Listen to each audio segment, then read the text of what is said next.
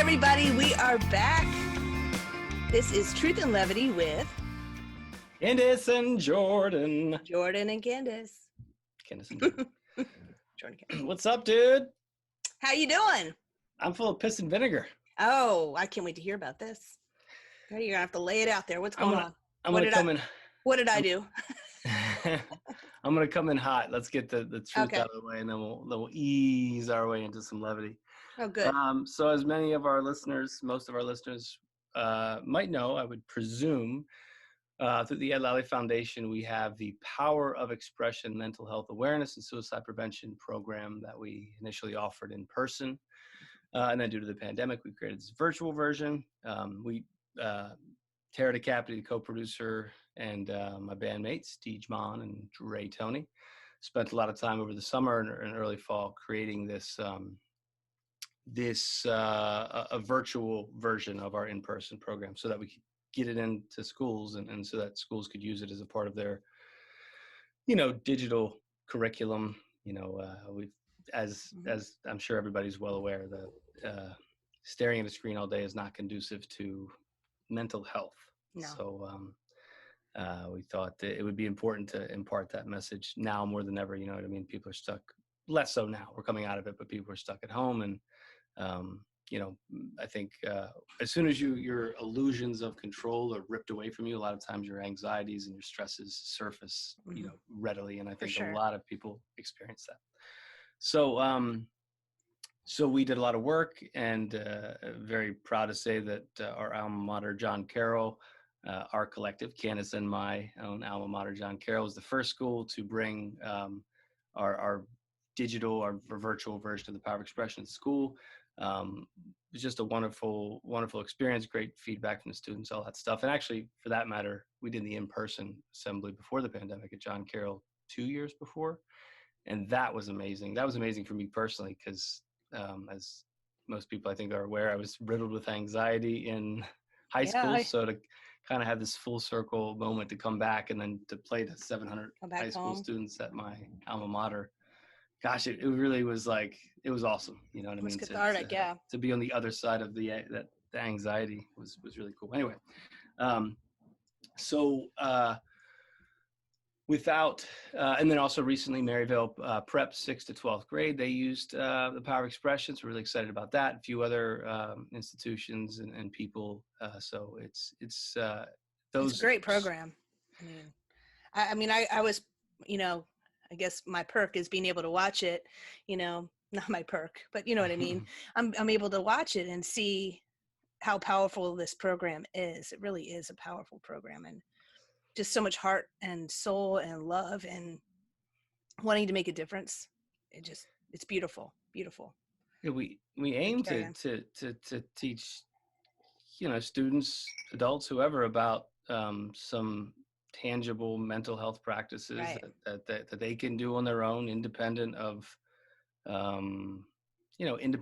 external resources. One of the things that I know you and I know from our experience with Dad is, like, it's great to have a wonderful therapist, right? But sometimes you don't have one, or you can't get an appointment. And if you don't have the tools, if you haven't practiced the tools for yourself to be able to weather those mental, emotional storms, right, then, as we learned the hard way, like, it can be fatal.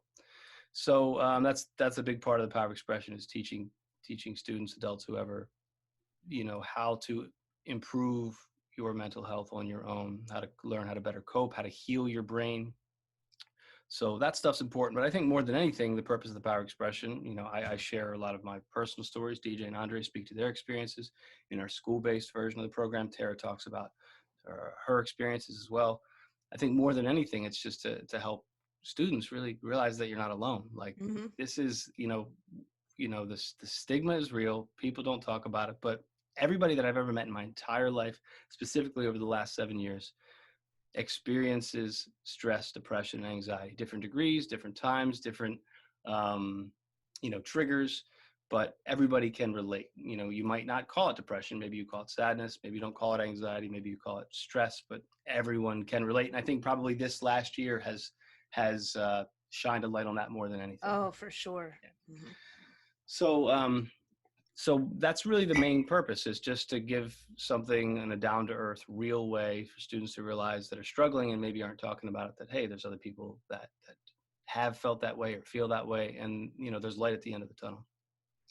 And so we've become, I'll speak for myself, I've become increasingly frustrated by a lot of the red tape and a lot of the stuff at the administrative level of schools that has prevented this message from getting to schools. And I just kind of wanted to speak to that just briefly and say, Truth. if you're a school administrator, if you happen to be listening to this, if you're a parent, cares about your student, whoever it is, your child, whoever it is, but specifically I want to speak to school administrators who, on the off chance they'd be listening to this or be pointed to this. If what is the reason that you wouldn't bring the power of expression to your school? And I'll just go through a few that we've heard or that we might have just assumed. One, maybe you have an amazing mental health program, and then more power to you. That's awesome. I would love to hear about other programs like this. I would love to spread the word about other programs. We don't have the only answer or all the answers for that matter, but I do know that speaking truth is very powerful to helping people feel less alone and to remove the sense of isolation that so often exacerbates depression and anxiety. So if that's the reason why the power of expression isn't necessary at your school, then beautiful. More power to you, and we'd love to hear about those programs so we can spread the word about them. If the issue is you haven't heard about it, well, then I hope that somebody takes a snapshot of this podcast or types a little something, a concerned parent, somebody who knows an administrator, whatever the case, just help us spread the word about it. If it's money, if money is the reason you don't have enough money in your budget, we'll give it to you for free. Money is not the reason the Ed Lally Foundation exists. Believe me, we ain't making any money. Right. It is about helping people who, regardless of your age, find yourselves in the position that we found ourselves in 7 years ago when we felt hopeless and didn't know what to do. It's about, for me, for you, sharing the loneliness and the pain that we've experienced on a personal level, and creating connection and together we heal is the foundation's motto, because that's the real deal. So if money is the issue, we got you. Don't worry about it. We have, this foundation has a wonderful amount of tremendous supporters. We have it for free, whatever your school is. If you're going to tell me it's virtual fatigue, then I will ask you kindly to remove a math class or a social studies class or anything. It's 1 hour. It can be administered in less than an hour, an important mental health message. If we have a more comprehensive program that could last up to 4 days, 4 class periods, but it can be administered in 1 hour. So don't tell me virtual fatigue is an issue, because all you need to do is find an hour, and you can find an hour. And there's other, for example, Kaya, she's in 2nd grade. This program isn't for 2nd graders, but they have, and I think this might be countywide, but they have Fridays just kind of like this more open-ended day. It's not a structured class day, so you could easily fit into that. Virtual fatigue is to me, it's not a viable excuse. You know what I mean? Anyway, I won't get carried away. But it's, scheduling this will speak to the same excuse. Scheduling time. We don't have time in our schedule. It can be administered in less than an hour. If you don't want to have the uncomfortable conversations, you don't know how to address it in your school community, we've done the hard work. We're talking about suicide. We're talking about depression and anxiety. We're doing it in a very grounded, real way, where it's like, suicide is not a conscious choice. It is a result of a disease. And in the program, I relate it to a heart attack. If your brain is an organ just like your heart, there's no difference. The heart becomes disease, it might result in a heart attack. The brain becomes disease, it might result in an attempt of suicide. And if lastly, and this one might be a little bit too personal for some, but I'm going to speak to it. If you're a religious institution, and I loved my schooling at St. Stephen's, at John Carroll, at Mount St. Mary's. I have nothing bad to say about the education, the kind, amazing people I met. But if you're a religious institution and you're afraid of the word meditation, because that exists in the trailer, the only thing we speak to in meditation is researched, science-based practices of mindfulness, proven to heal your brain, to improve your experiences of anxiety and depression. It's science. Okay. There's no, Right. there's no talk of any other Mhm. spirituality or religion. It's just proven ways to empower students, adults, people, empower people to take control of their own mental health. So that's all I'm going to say. I just, I've heard so many excuses, and I realize that there's so many rungs up the ladder, and a lot of people that might have given us a reason why they can't bring the program to their school. They're not in a position to do so, but maybe it's the parents I'm appealing to. I don't know. I just, my mom and I had this conversation yesterday. We'd like to have a conversation, and maybe when mom comes on the podcast, we can talk about it. When I was in high school, she thought I was great. When I was in college, she thought I was great, right? I was captain of the soccer team, captain of the basketball team. I never gave mom, dad, anybody a reason to think that I was struggling. But then I found myself in college putting cigarettes out of my leg, hating myself, beating my chest until it bruised. But I didn't tell anybody about that. So you never know, that could be your child. Have the conversation, create the conversation. We have opportunities for, if your school won't bring it to you, then parents reach out to us directly. We'll give it to you. The power of expression, any kind of open, honest conversation, whether it comes through the Ed Lally Foundation or some other organization, the AFSP or somebody else, have these conversations. I did a YouTube video a little while ago that related the suicide talk to the sex talk. Like, it used to be so uncomfortable to talk about sex. Now it's just kind of out there, more socially accessible, available, even if some of the information is askew. Suicide is a conversation that needs to be had, because you don't know. No, most Mhm. people, I don't want to say most people, a lot of people that that attempt or experience suicide, they have no signs. They don't show any signs, and they're alone, and they're ashamed of their loneliness. And I just, that's it. I came in hot. That's all I'm going to say. Power of expression is real. Like Yes. create these conversations, bring it to your school, to your family. There are as many roadblocks as we could foresee. We tried to get out of the way. We tried to do all the hard work. Tara DeCapity, our co-producer of the program, very thoughtfully went through all these support documents that accompany the video series. And just the last thing I'll say here, if you're unfamiliar with what the power of expression is, it's me sharing my story with my big infinite bandmates, DJ Fridges and Andre Troni, accompanying that story with original songs that speak to these real experiences, from our dad's suicide to my own experiences with depression and anxiety, DJ's experiences with chronic pain, Andre's experience with suicidal ideation, and how we walked through that to greater hope and healing and happiness. And I lost my train of thought, but just I'm gonna get to the levity portion now. I just Oh need to my get it off gosh, my that was chest. powerful, There you George. go. I thank you for sharing that. I feel like this is like a long time coming for, we're episode, what, 9 now? 8? 8? Episode 8?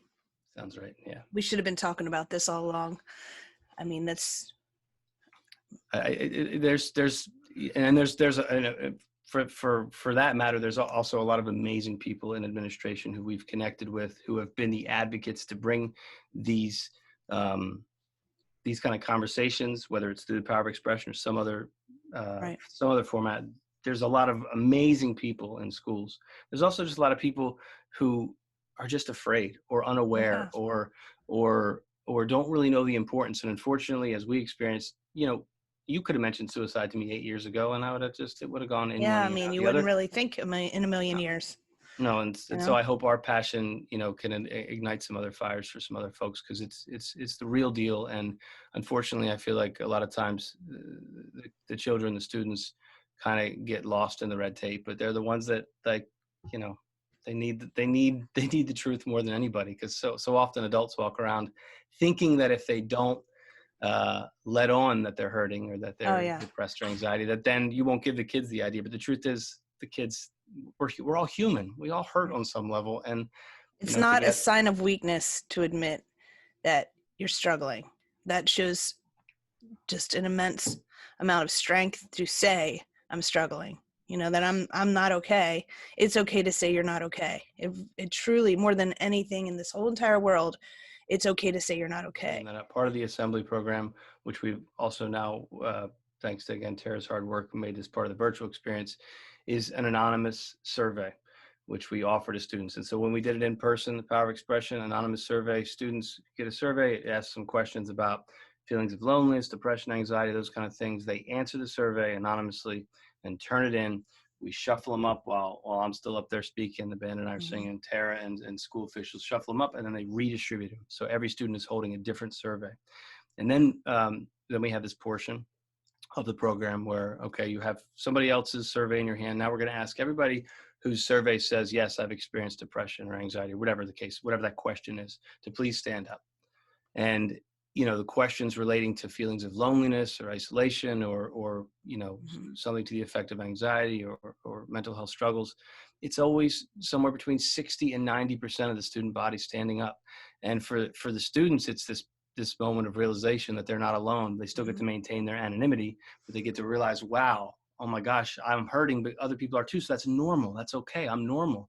And then for the staff, it has not, when we were doing it in person before the pandemic, there has not been one school where at least one staff member did just break down in tears because they have no clue. It's so pervasive, Right. but nobody wants to talk about it. And so we've, again, Tara has thoughtfully created a virtual incarnation of that. So we do an anonymous survey virtually. And then at the end of the Power of Expression series, these survey results are presented to the students, and they get to see it's not as effective as in person, but whatever, you still get to see that 70% of your classmates, oh, they also feel alone. Oh my Mm-hmm. gosh, wow. Oh my gosh, they also experience anxiety.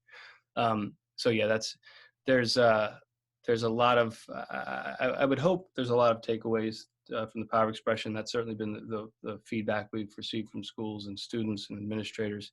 But I think, again, more than anything, our goal is just to make, just even for a moment, just a sense Mm-hmm. of relief that, oh, it's normal to feel ups and downs, because Right. society doesn't often show that. Even when it's dramatized in movies or on Mm-hmm. social media, sometimes it's like, again, it's dramatized. It's not real. Right.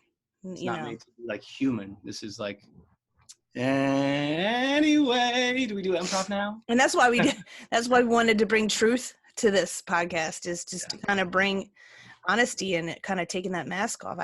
I've ripped my mask off for this podcast, so it's okay to not be okay, and please do what you can to get the power of expression out there. It's so important, to even have that discussion with your children in your house, to let them know it's okay not to be okay. Let's talk about it. What are you feeling? But it Yeah.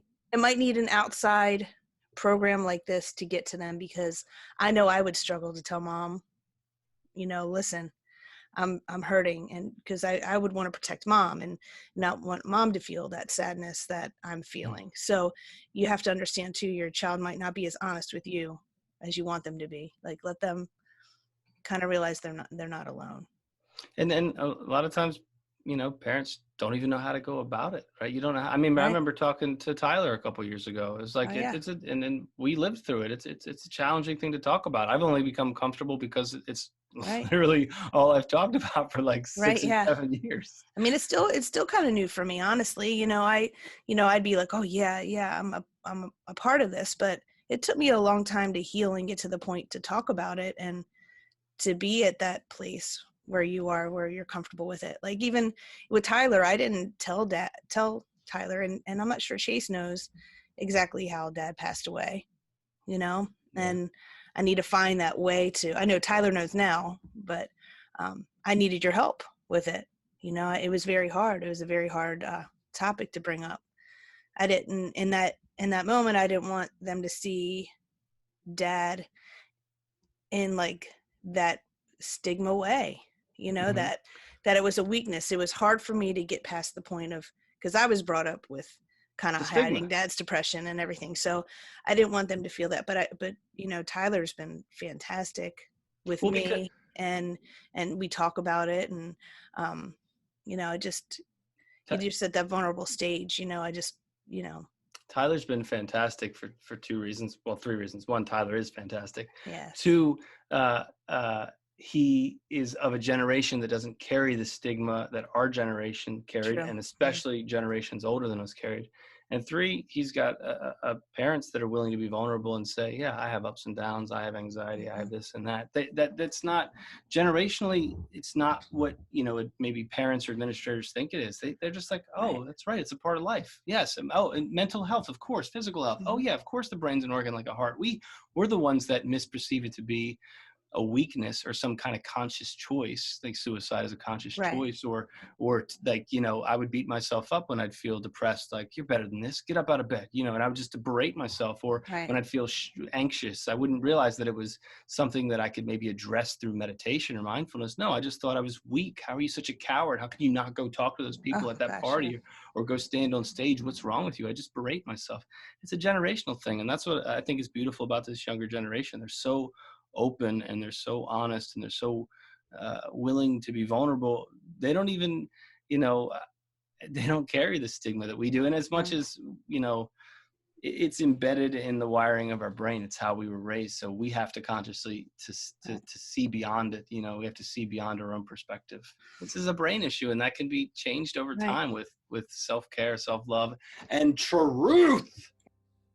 Me, the captain of the captives, me, the king of all the fools, me, the big fish lost forever to the depths. I find my truth.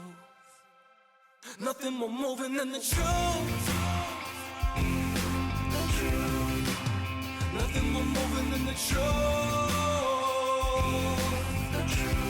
And it's moving me to you.